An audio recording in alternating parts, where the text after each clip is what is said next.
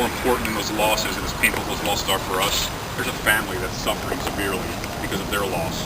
Their loss of a family member who suffered from a manageable medical ailment, diabetes, because of neglect that led to her death.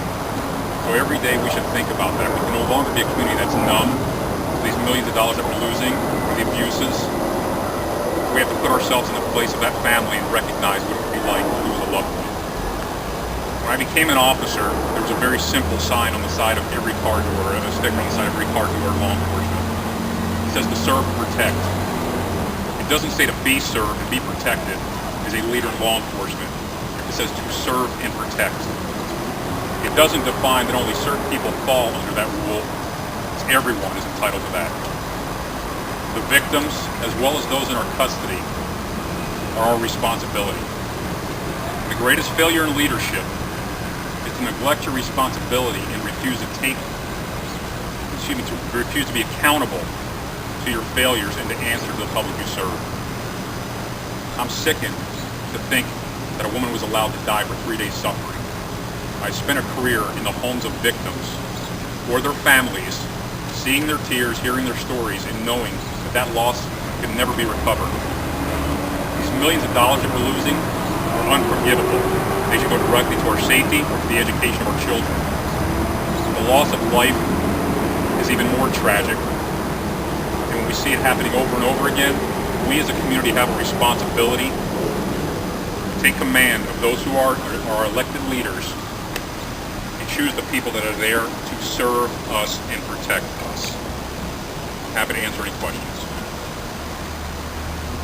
How do you suppose the people American members put up with this? I am fearful and somewhat disappointed because I believe that we have been caught up more in the sensationalism of reality TV instead of the seriousness of public safety.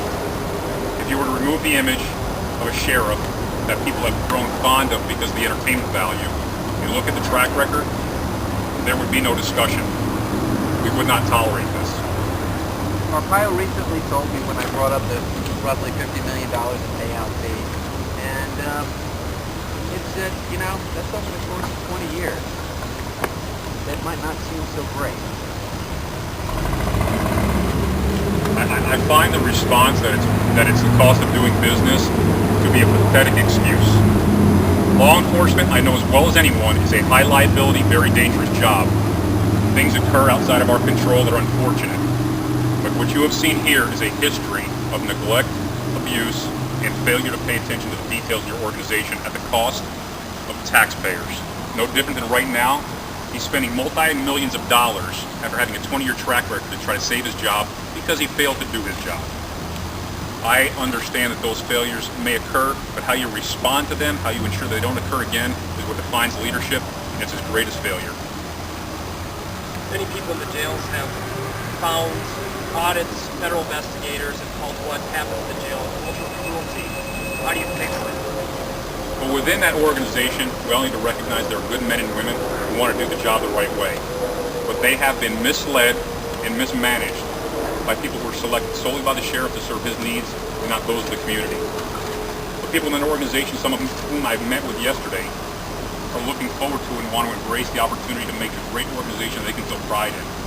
So there are more good than bad in there, but unfortunately the leadership sets the course. We need to change the course. Thank you so much for this opportunity.